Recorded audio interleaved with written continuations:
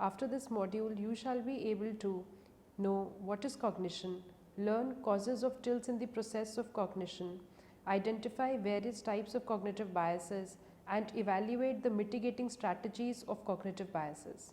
Cognition, acquisition, and use of knowledge. Cognition can be conceived of as the process by which sensory information can be used, stored, reduced, elaborated, transformed, and recovered from its application to daily life activities. It encompasses the course of how information is acquired and way it is used.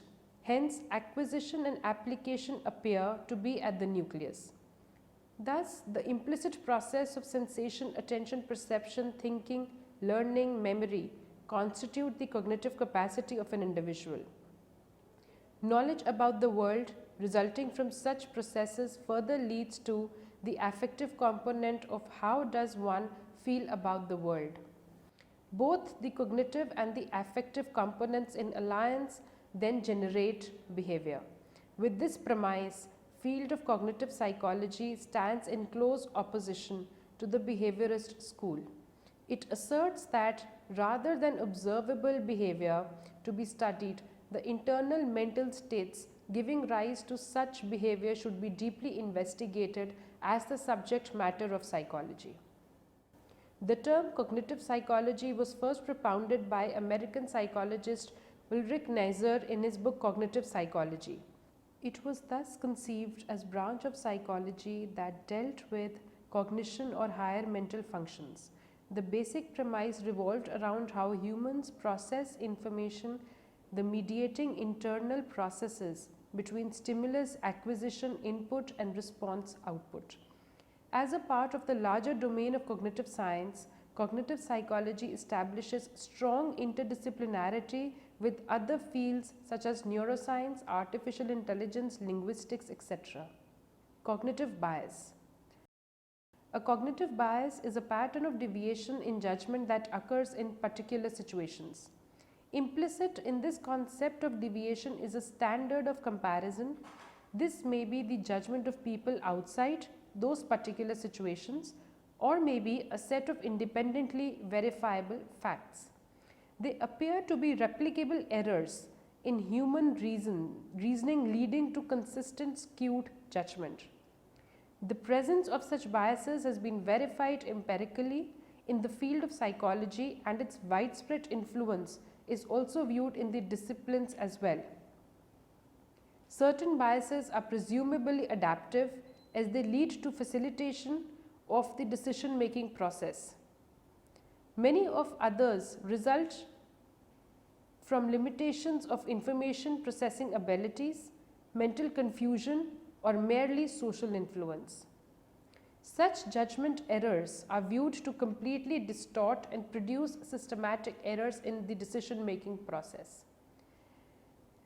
As a victim of such biases, the decision makers sweep from the optimal decisions and depreciates the utilization index. It is inferred as a person's tendency to make errors in judgment based on cognitive factors and is a phenomenon studied in cognitive science and social psychology. Forms of cognitive bias include errors in social perception and attribution, selective attention, decision making, etc. Such cognitive tilts immensely challenge the reliability of lawful support. The mental errors resulting from simplified information processing strategies should be differentiated from other biases that are embodied in culture, organization, politics, or the self of the individual. Thus, cognitive tilts are then not a byproduct of any emotional or motivational vulnerabilities, but rather mental predispositions. It more or less resembles an optical illusion, where the awareness of the illusion also does not reduce the strength and probability of bias.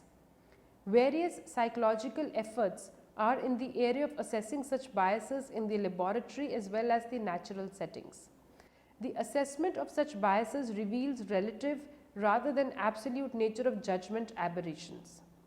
It connotes that in a group, essentially all members will not exhibit biased judgment, but rather most of the judgments would be by and large affected by the predominating biases in the group. It thus gives more weight to temporal stability than internal consistency. Such biases are believed to be buttressed on mental shortcuts such as heuristics, algorithms, or rules of thumb. Causes of cognitive biases.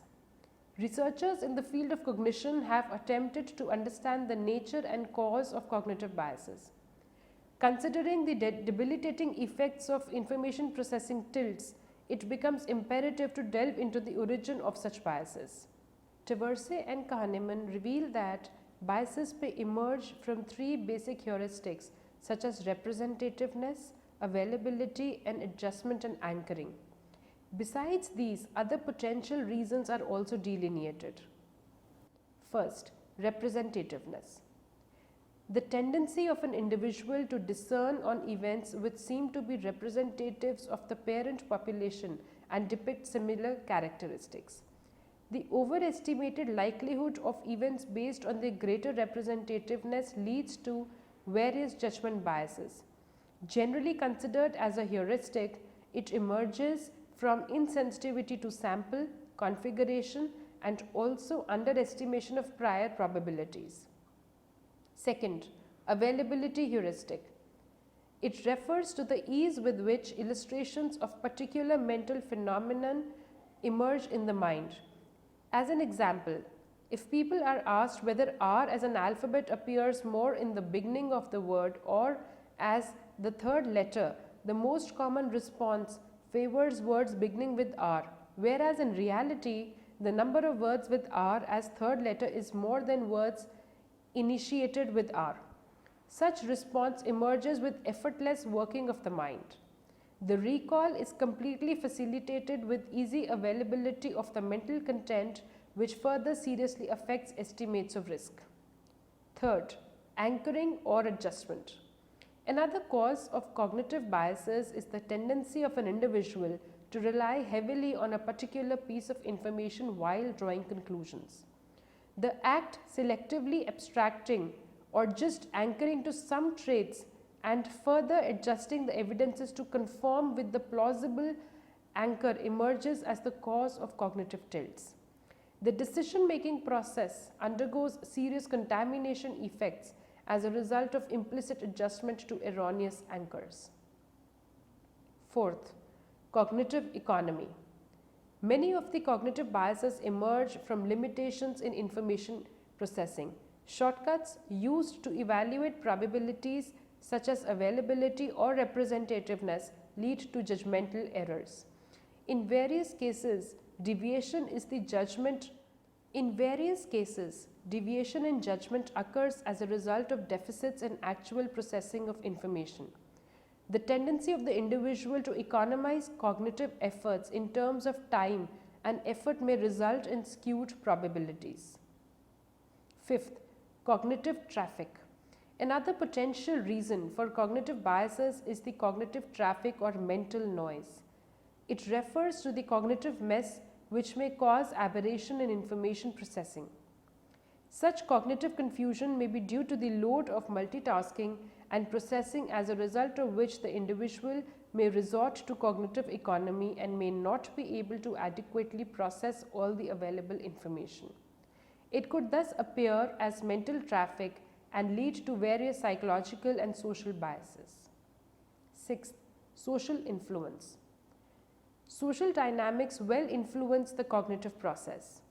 Being a part of the group, various pressures such as groupthink, conformity, compliance operate on the members.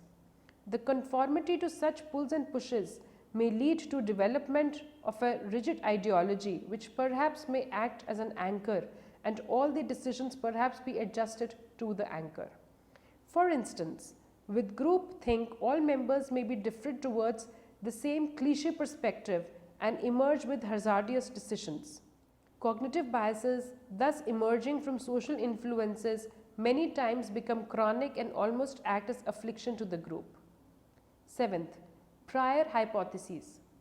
In various cases, it has also been observed that people may have their prior hypotheses about relation between certain variables.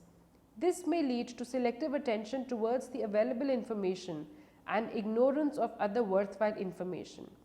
The focus on limited targets and perceived expectancies may result in skewed perception of the environment and problem at hand. Eighth, estimate of outcome probability. Great body of literature reveals that estimates of outcome probabilities are generally ignored as a part of decision-making process. The decision makers tend to outweigh the value of possible outcome than the gravity of it. This may lead to anchoring of decision to certain key values than its relative magnitude. Analogous to this is the tendency of the decision maker to view the problem as unique, and hence prior hypotheses also become irrelevant. Thus, negligence of the statistical data and insensitivity to validity estimates strongly influence the reliability of the decisions. Ninth, perceived control over situation. Perceiving control over situation may result in illusion of manageability. Such a feeling perhaps manifests in two ways, where firstly the individual may perceive probability of success higher than failure and then perceive greater control of the situation.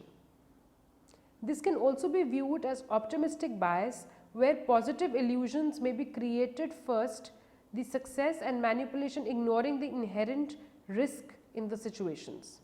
Post-decisional control, where the individual may feel that decisions can be corrected, reversed after they are taken, may act as serious threat to the decision-making process.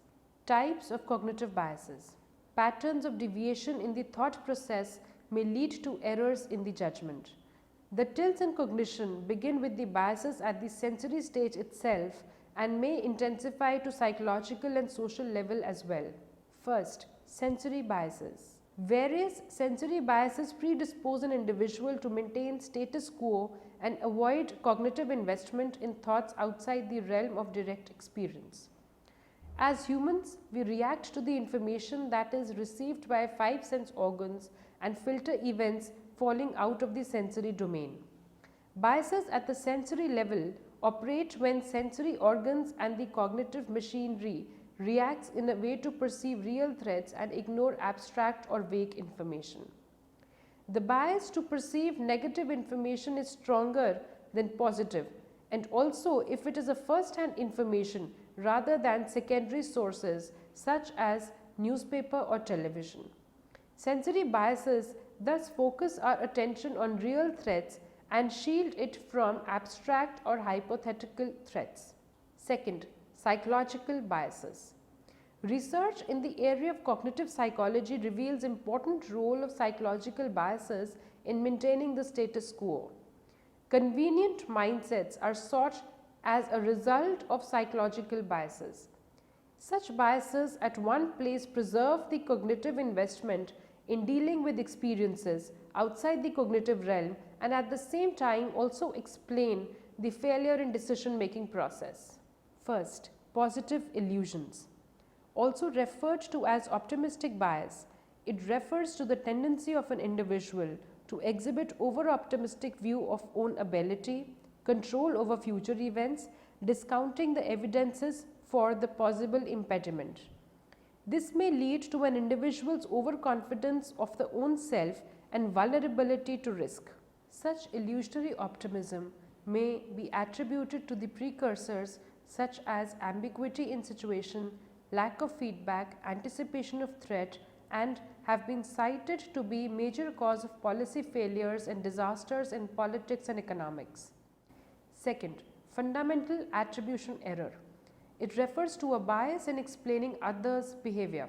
According to this bias, when we try to see causes of others' behavior, we tend to overemphasize the role of predispositional factors while ignoring the potential situational factors. The major causes of such attribution error could be more interest in others' behavior, poor communication, lack of self-confidence, negative experiences in past. For instance, if we happen to view an accident, we happen to attribute it to the carelessness of the driver than the situational cause like poor lighting over the street or fault in the car, etc. Third, hindsight bias. Also termed as "I knew it all along" effect. It refers to the increased likelihood to see the past events as predictable at the time when it happened. It relates to the tendency to see greater predictability of events that have already occurred than when they had not taken place, which may also be viewed as exaggerated view of anticipation and foresight. Such bias causes the individual to rely too heavily on the knowledge acquired from previous events and accept inadequate explanations of the same. Fourth, cognitive dissonance. Contradictory information disturbs the psychological equilibrium, and as a result, individual tends to select and organize conflicting data to accommodate with the pre-existing views and beliefs.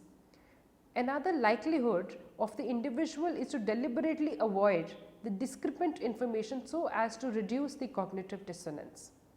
The common reasons for such inclination could be strong ideological motives, commitment to a given policy, inability to adapt to new information, and strong threat to interests, etc.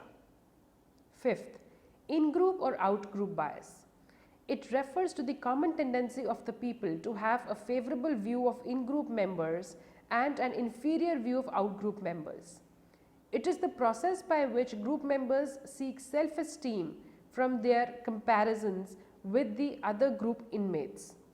Possible explanations for the biased perspective could be perceived intergroup threat and lack of communication among the group members. Sixth, attention bias. The tendency to focus on a particular set of information while ignoring the other relevant information is called attentional bias. It relates to the likelihood of our perception to be affected by our internal recurring thoughts.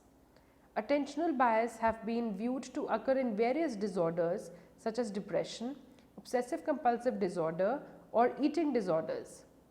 In case of depression, selective attention towards negative information, whereas in case of OCD, discriminatory attention towards object of obsession, and in realm of eating disorders, selective attention towards food related stimuli in comparison to neutral stimuli clearly reflects attentional bias. Seventh, memory bias. The impairment or facilitation of recall or alteration of contents of memory refers to memory bias. It may get manifested in the chances of information being recalled or the time taken to recall or alteration in the contents of recalled information. There are various types of memory biases such as false memory, which is misattribution where an imagination is mistaken for memory, illusionary correlation depicting inaccurate remembering of correlation between two events, or humor effect where presence of humor may facilitate the memory of events. Eighth, confirmation bias. The tendency to selectively choose, interpret, focus on and remember information so as to confirm already existing notions is called confirmation bias. Such predisposition aims to field search for disconfirming evidences and to favor existing beliefs and theories. Also, ambiguous evidence is interpreted as supporting existing beliefs or theories. This kind of bias in decision making may lead to reflexive loop where a flawed decision may influence what we observe, which in turn further leads to another erroneous situation. It takes a reverse view where the decision has already been taken and now evidence to support the decision needs to be gathered. It may also act as major precursor of groupthink in the organizations. Ninth, affect heuristic. It refers to the way in which subjective impressions of good and bad influences the decision-making process. It is potent to create perceptual judgments and systematic biases. It is a mental shortcut facilitating decision-making process based on current state of emotions. The tactic is specially relied upon while judging cost benefit of act, event or person, depending on the positive or negative feelings that people associate with them. If the individual's feelings towards an activity are positive, then greater is the likelihood to judge the risk as low and benefits high. On the other hand, if the feelings depicting are negative, then the risk is perceived higher than the benefits. First, actor-observer effect. It is an extension of fundamental attribution error where the dispositional factors are overemphasized in explaining others' behavior, whereas external, situational factors are strongly recommended while attributing the cause for self-behavior. It is the likelihood of individual to attribute own behavior to situational factors such as limited choices, priorities, competing concerns, etc., and others' behavior to dispositional causes such as characteristics, personality traits, intentions, etc. For instance, people are more likely to view national policies and changes in light of administrators' vested interests, whereas own behavior as responsible citizen limited by situational barriers. Second, egocentric bias. It refers to the tendency to see own self as both cause and target of another's behavior. The individual perceives own self at the epicenter to the events in the environment. It primarily involves two aspects: A, tendency to organize memory in context of self, and B, to view own self as cause and effect of others' actions. It manifests when one thinks of the world from his perspective only and refuses to consider the other people's viewpoint. Third, halo effect. It deals with the likelihood of the observer's evaluation of a person to be completely influenced by the impression formed in his mind. The term was propounded by eminent psychologist E.L. Thorndike, referring to the person being perceived as a halo. It is also used in brand marketing, where one positive characteristic of an item also positively influences the marketability of a larger brand. Fourth, self-serving bias. It refers to the tendency to attribute own success to the dispositional causes and failures to external factors.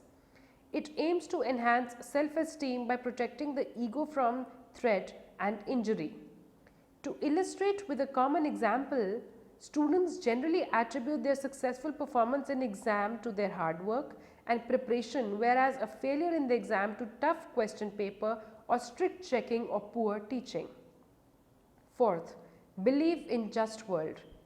It states that an action of an individual is followed by morally fair and deserved consequences. It purports that people tend to believe in a just world in which everyone gets what they deserve, whereby all noble actions are positively reinforced and bad deeds are punished. Such a belief enables them to justify misfortune, thus serving important adaptive functions. As a result, people are motivated to explain injustices by their belief in a just world. Fifth, projection bias. The tendency of the individual to assume that others also share same beliefs, thoughts, attitude as one has nurtured in own self is referred to as projection bias. It is the likelihood to assume that others also share same emotional states, values and beliefs as one does. This type of bias operates very commonly in daily life when we see our friends more likely to be similar to us than actually they are. A major impact of this bias is that individual fails to recognize the true actual thoughts and beliefs of others and remains in fictitious world of perceived similarity. Sixth, false consensus effect. It refers to the tendency of an individual to overestimate the degree of others' agreement with their viewpoint. This type of tilt operates because we think that our opinion and beliefs are appropriate, therefore others should also be sharing the same. A very common example of the same could be to believe that others should also believe that cleanliness is important because we believe in that way, or believing that every marriage should be essentially followed by having children, as procreation is the only goal and consequence of a marriage. Seventh, bystander apathy. It refers to the tendency of the individual not to respond to the emergencies on the road or in the environment when being in a group than individually. It occurs as a result of diffusion of responsibility where one assumes that other people standing there will resume with responsibilities and take charge of it. Also, pluralistic ignorance emerges where emergency may not be perceived in first case, and if it is perceived, all may feel that others are there to handle the situation. Finally, in many cases, the victim may be left out without receiving any help. Organizational biases. An organization can be defined as collection of people working towards common goal. Various organizational biases emerge as a result of inertia, groupthink, vested interests, promotion stunts, sunk costs, etc. Bureaucratic policies model of decision making is generally used to explain the failure in the decision making process.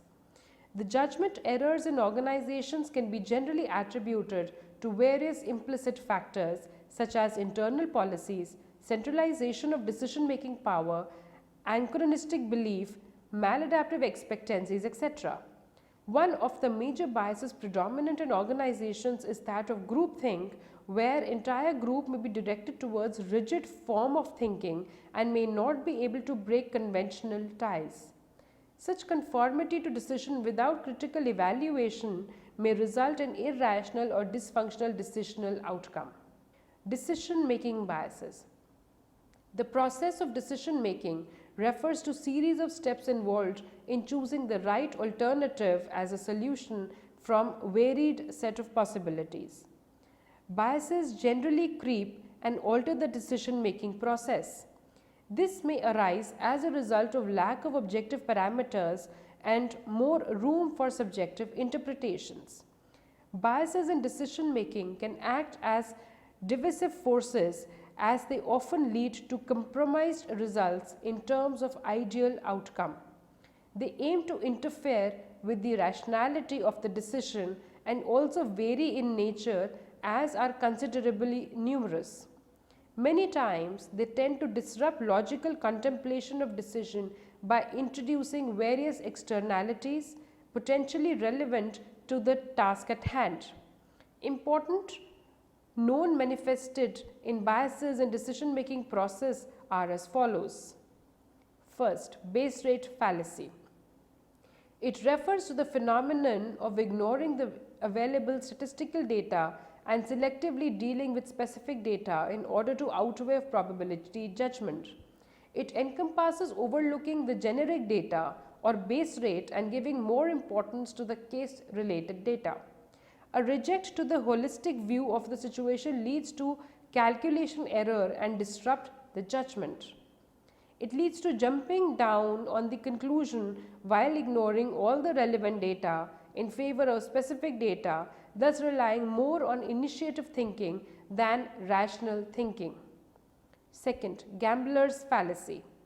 It relates to the tendency to overestimate the possibility of an event to occur in failure if at present it has occurred less than the normal frequency, or underestimate if it has happened more than expected period of time. A classical example would be flipping off the coins, where if one receives head 5 times consecutively, then probability of receiving a tail 6th time is overestimated. Third, illusory correlation. The term as propounded by Chapman referred to the tendency to inaccurately perceive a relationship between two unrelated events. An everyday example could be to perceive any boy and girl being together as romantic partners where they could just be friends. Similarly, to draw a relation between pain and weather.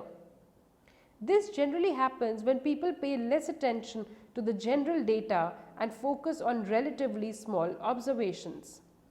Fourth, negativity bias. A memory bias where the individual tends to have an enhanced recall of unpleasant memories than positive or neutral memories. It deals with propensity to attempt to learn from and apply negative information while making decisions. It entails that negative events dominate in the conscious experience than positive memories. A classical example of negative bias: while going on a road, we tend to recall the accident position if encountered than remembering most of the neutral moments when we have crossed the road, normally without viewing any accident. Fifth, framing effect. It refers to the incoherence, inaccuracy in decision making and a strong precursor to rationality debate. It deals with drawing different conclusions from an information depending on how the information is presented. In simple terms, if the information is presented with gains, then it may elicit positive judgment. In contrast, when it is reflected with negative frame, it may lead to harsh judgment. In both the cases, rationality is challenged, which should form the base of any decision-making process. Mitigating cognitive biases. Severity of cognitive biases in processing of information and producing judgment errors has been well recognized. The persistence of such tilts pose a great threat to the decision-making process. To mitigate such effects, attempts have been directed towards challenging the maintenance of underlying cognitive biases. The profound impact on the process of negotiation warrants instant focus on mitigating strategies such as follows. First, metacognitive awareness. The insightful awareness of the presence of judgment errors and its impact in the decision-making process may help in reducing such biases. A way suggested is to look it at as with impersonal involvement in order to have an objective view of the same. With metacognitive awareness, regulation in terms of monitoring and control may also emerge. Second, review of past. While making decisions, it almost becomes imperative to critically review the events of past. An objective overlook at previous experiences and engagement with the process of decision making may neutralize the anticipated biases. Also, with the review of past, a persistent pattern of deviation may also be identified. Third, hypothesis testing. Putting the implicit assumptions to explicit check and testing its validity would perhaps combat functional fixes. The technique focuses on treating dysfunctional thoughts as hypotheses which is subject to criticism by rational argument and refutation by empirical evidence, and thereby correcting the unproductive thought process. Reconfiguration of group dynamics. In an attempt to reduce cognitive tilts, it is at times essential to diversify group members in order to break the groupthink. The diversity of the thought process can protect the group from being a victim of such biases. Presence of multiple unconventional cognitive paradigms can also enhance creativity in decision-making process. Fifth, receptivity to alternative views. A prerequisite to make cognitive process impartial is to allow space for alternate solutions. Receptivity to alternate perspective, especially from an outsider, can really highlight neutrality in the decision-making process. But at the same time, the vested interests of the consultants and other external factors such as their pay or comfort should not contaminate the objective judgment. Sixth, increase of cognitive exposure. The foundation of cognition lies on construction of schemas and beliefs system based on experiences. Increasing the availability of information from various sources and putting it to critical analysis like a devil's advocate may help in combating the cognitive skewness. The exposure to wider cognitive field, carefully avoiding the information overload, may help in mitigating such biases. Seventh, cognitive bias modification therapy. Recent trends have focused on CBMT as a novel set of treatment modality aiming to change cognitive processes. Also referred to as applied processing cognitive therapy, as it focuses on cognitive training, interpretation and imaginary modifications. Summary. Cognitive bias is a pattern of deviation in judgment occurring as a result of tilts in information processing. There are various causes of cognitive biases such as relying on heuristics, cognitive traffic, social influences, anchoring to prior hypotheses, and perceived control over situations. Cognitive biases can be categorized into various types such as sensory, psychological, social, organizational, political, and judgmental. Remediation of cognitive biases can be achieved through increasing metacognitive awareness and exposure, receptivity to alternative views, testing of hypotheses, and use of cognitive bias modification therapy.